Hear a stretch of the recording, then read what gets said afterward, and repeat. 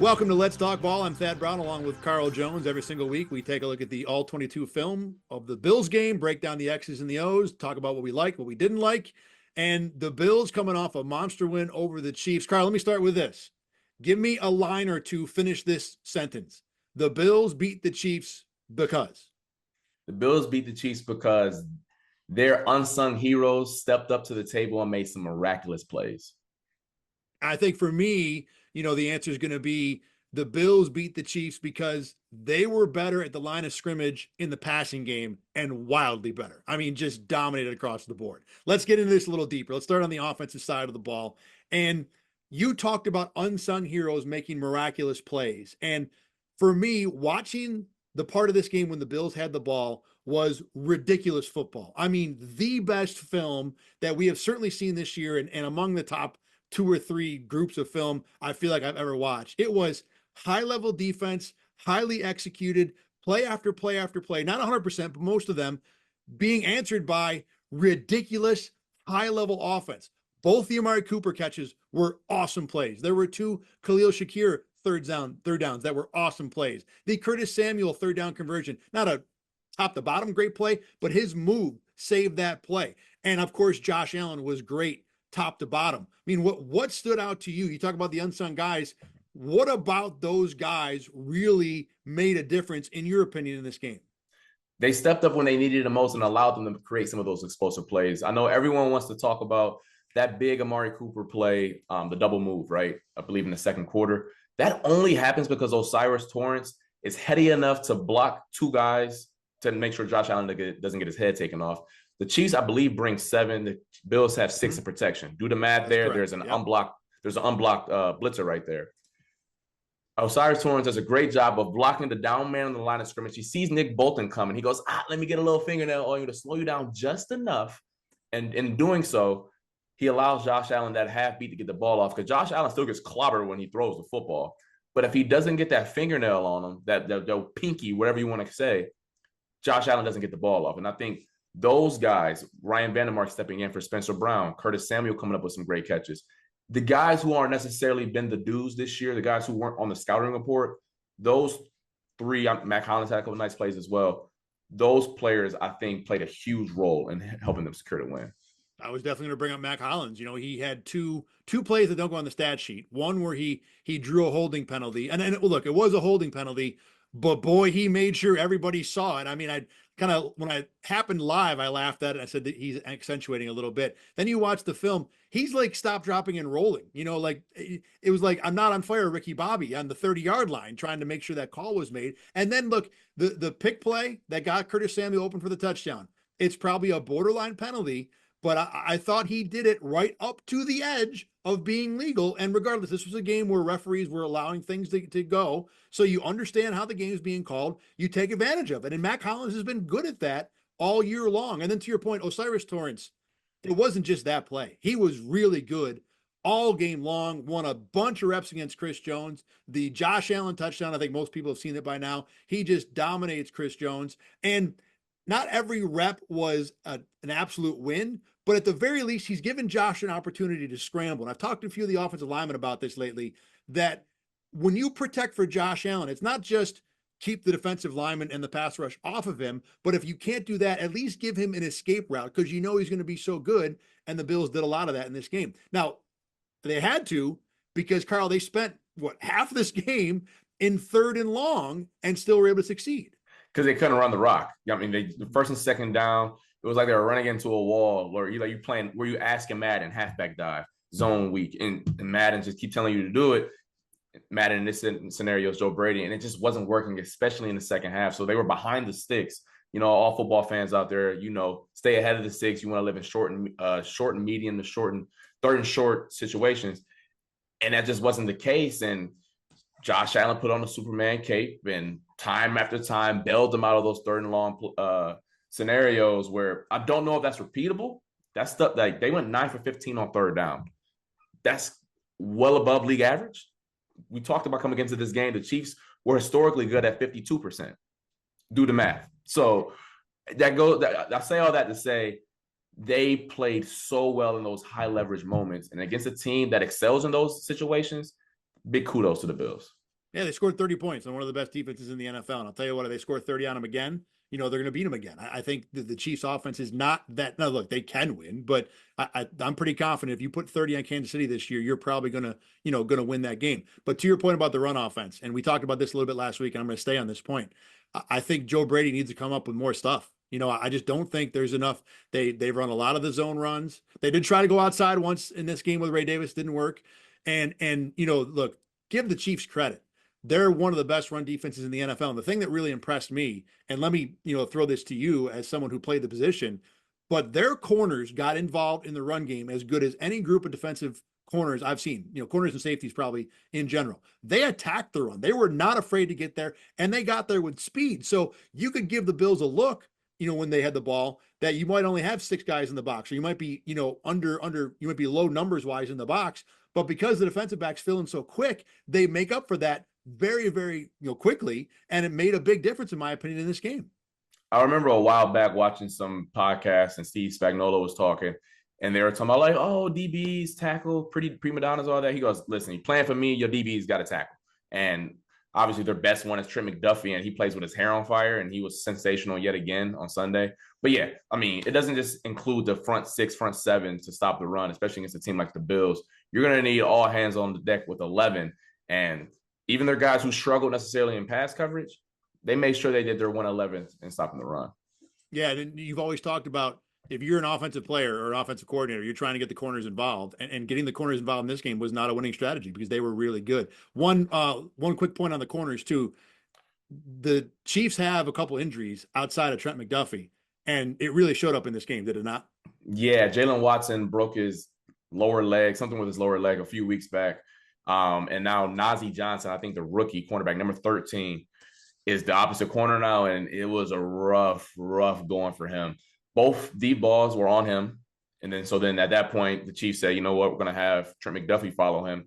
And doing that, though, you take Trent McDuffie off of a Khalil Shakir or off of a Dalton Kincaid in a future matchup or a Keon Coleman in a future matchup. And it's such a significant drop off between Trent McDuffie and the rest.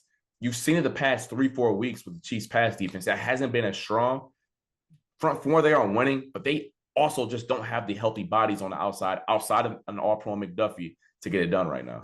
Yeah, we're going to talk a little more about how a Bills Chiefs rematch might go a little later on in this show. But let's move to the defensive side of the ball.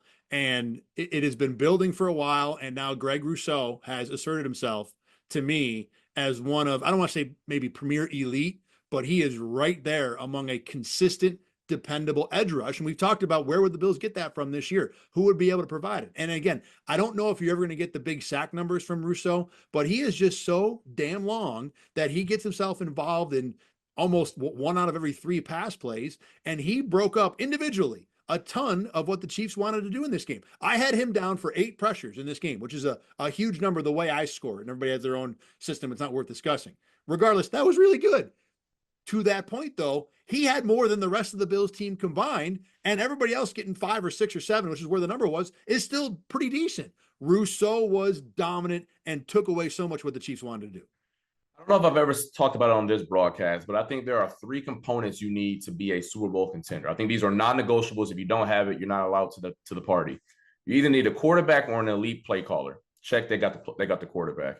You need dudes around him in terms of playmakers. I think the Bills barely meet the threshold for that. Yeah, they barely meet the threshold, especially with the addition of Amari Cooper. And then you need either a collective butt kicking unit to go get after the pass rusher, or you need one of those guys individually who can get it done. I've been hesitant to say the Bills are in that bucket because of that last thing right there. But over the past month and a half or so, Greg Russo is starting to make me think, man, I think they can really win with 4 in the postseason because they haven't done that in previous iterations of the Bills. You do it against KC. I don't know who else. I mean, Baltimore's tackles aren't anything to be like, oh my gosh, I'm scared of them. The Texans have their own issues up front. I think that's the last thing you can check off the checklist and say, hey, I think this Bills team is legit for real. I had that exact thought about, who might test them. They might get good tests coming up with the Niners and the Lions. Those are good offensive lines. And, look, Greg Rousseau earns all the praise he's getting right there, right here, I should say. A lot of that, and we've talked about it, have been against backup tackles, rookies, guys who are not, established in the league. And Wanya Morris, who is the left tackle for the Chiefs, is established in this league. But physically, he looks a whole lot shorter. And I know, look, every offensive lineman in the NFL is a giant person, but Wanya Morris, relative, didn't look like a guy that could physically match up with Greg Rousseau. And Rousseau took advantage of that matchup. Now, look, kudos to Rousseau for beating up a guy that you're way better than.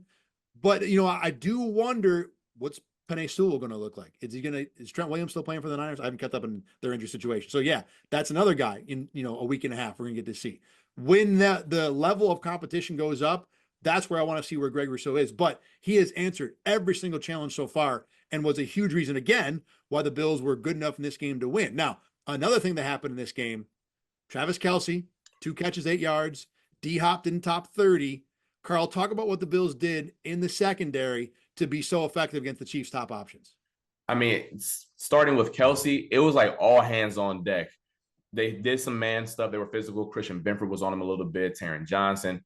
But specifically in zone, because we know that Travis Kelce is best in those scenarios where he can find those pockets in the defense. I legit haven't seen a pair of linebackers in Dorian Williams and Terrell Bernard turn their back on a quarterback in zone coverage as much as I saw on Sunday. As soon as they knew it was a drop back and 87 was on the field, they were like, all right, let's go turn around and go find where he is. I mean, that was kind of that was their strategy, and it took away Patrick Mahomes, either first or second read on a lot of their dropbacks. They'll be 15, 20 yards down the field, and they're fine. They're going to get 87. And with the way that the Chiefs are constructed right now, there's a lot of space underneath, but who are their guys to take advantage of that with Rashee Rice out? And I think that's a player who they sorely miss, because right now they're sliding Travis Kelce into that Rashee Rice role. Hey, catch it 5-10 yards, go get us some yak. Well, Kelce's 35. I don't know if you really can rely on him to do that week in and week out. That's not Xavier Worthy's role. Clearly not McCole Hardman's role. Juju Smith-Schuster coming off the hammy. Is he still got enough in the tank to do that? They got away with it because Kelce was ineffective on Sunday. And even though Kelce was ineffective, the Chiefs, I thought, still had options. Xavier Worthy had 60 yards in the first quarter and could have probably finished with 160 were it not for Rousseau and some of the things that were going on. You know, and this doesn't even include the 40-yarder where he should, A, get his feet in, or B, you know, Patrick Mahomes should throw it a little more in the field of play and you might score on that. Worthy was open a lot. And the Chiefs did have options down the field that were not named Travis Kelce. Mahomes just couldn't get to him a lot because Rousseau and the pressure was there. But yeah, to your point, it was interesting to see guys turn their back, even on the game-stealing interception. You know, Terrell Bernard spends most of that play in zone with his back to the quarterback, and only at the last minute turns his head around. It was like how a receiver operates, where you run a route against a defensive player and then turn around, the ball's on the way to you. That's what it looked like with Bernard there, too. Kudos to the Bills. It worked, and I think it can work again. It was a good strategy, but even if it did allow some other guys to be open. Third downs were big for the Bills in this game, and one other thing that you noticed was the way the Bills used their linebackers, specifically not only to defend the pass down the field in coverage, but also to attack Patrick Mahomes. Yeah, usually on third downs this season, the Bills will take Dorian Williams off the field and then bring in Cam Lewis. Well, Sunday they still brought in Cam Lewis, but instead of taking off Dorian, they took off their nose tackle, whether that was Jordan Phillips, Daquan Jones. That player came off the field. And then Dorian Williams will be the player who will replace them.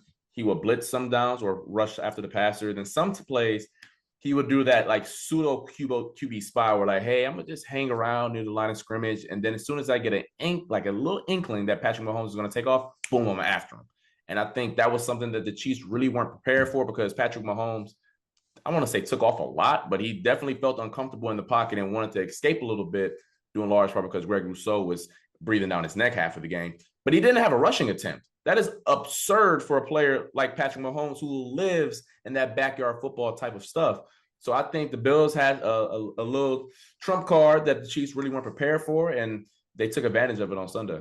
That rushing stat is ridiculous. I didn't realize that he did not have a rush attempt. I mean, can you imagine Josh Allen playing a game without a rush attempt? You know, it seems like it shouldn't be possible. To your point on the way the Bills used Dorian Williams and the spy, scheme, they deployed that late in the game. You know, you talk about having a trump card. They didn't just show that in the first quarter and give the Chiefs time to react to it. That was a mid-third quarter. That was a closer type strategy, and it was great. And I love the idea because most of the time when you see a spy, They're there to catch the quarterback, to prevent them from escaping downfield. Well, the Bills used their spy, like you said, to attack. And this was throughout the game, to where the moment Patrick Mahomes escaped the pocket, they were chasing him and they were on him. And look, you might not always make the tackle, but you do heat him up to the point where he can't just spend all day looking and searching and waiting for someone to uncover. You force him to make an instant decision, which I thought was just as smart as deploying the Dorian as the fourth, defensive lineman strategy late in the game.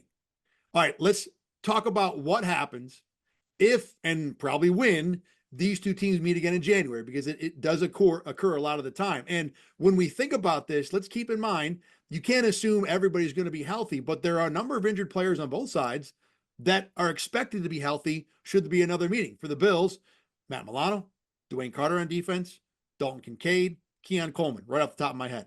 For the Chiefs, running back Isaiah Pacheco, defensive end Charles Omenihu, who many people don't know, but he did have 7 sacks last year. This is a guy that can be effective, and Hollywood Brown at receiver. So let's start when the Bills have the ball. Give me an idea, Carl, of how much of this the Bills did. We said that what the Bills did in this game was very high level. Can you expect them to do that again in another game simply because of the level they were at in this game? I think they can play at the same level, but I don't know like how much more you can go above that because they played so clean when they were passing the rock. I mean, is Spencer Brown gonna hold Karlaftis to even play even better than what Vandermark did? I mean, that's the type of level that we're talking about here. I mean, Keon Coleman, is he going to make some of the greater, like Curtis Samuel still ended up with 58. I mean, do we expect Keon to do better than that? I know Cooper may have still been battling some wrist stuff, but he still had made 2 great plays. Kincaid, he's going to come in and take Knox's production, but is Knox going to come in and have 40 yards on his own? I don't know how much changes when the Bills offense per se, but I know the Chiefs are begging that their guys get healthy because the Menahew will help out their 4-man pass rush. Josh Uche barely played. He only got 5 snaps, getting him more in their system. They're hopeful that he can provide something off the edge. But the biggest thing for them, in my opinion, is their cornerback situation. If Jalen Watson doesn't come back, they are in a rough spot, especially with how they like to play defense and how aggressive they are, because their depth at cornerback right now is bad, really bad. And the Bills ran a number of 13 personnel plays with 3 tight ends, which was, kind of eye-opening considering that Dalton Kincaid didn't play, but obviously you're missing Keon Coleman too. So why not try some different stuff? And the Chiefs, pretty much handled it. There wasn't a play where I looked at it and said, wow, this is really working. I don't know what the Chiefs are going to do here. And even with Dalton Kincaid, it's the same thing. It wasn't about, the athletes the Bills have not being able to uncover or get open. For most of the game, the Chiefs secondary did a great job in coverage, and it was no different there. So I'm with you.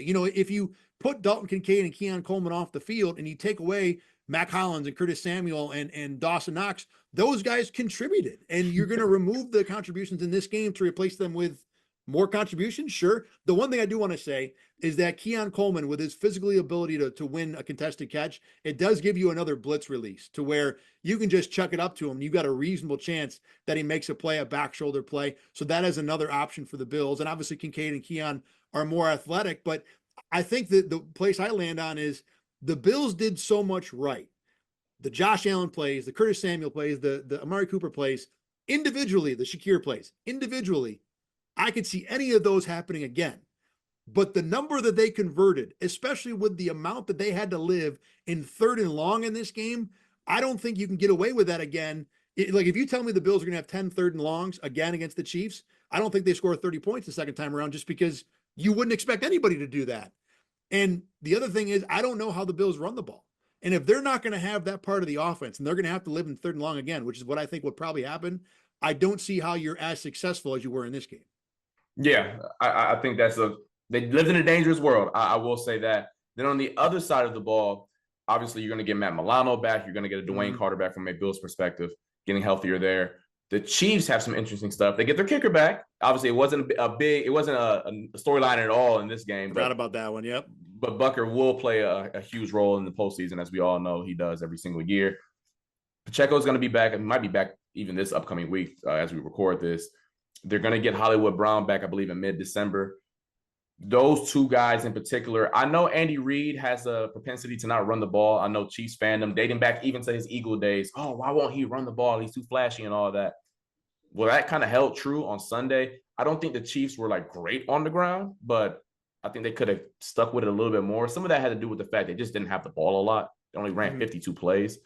But Pacheco is a better back than Kareem Hunt, so I think that will be an added bonus for them.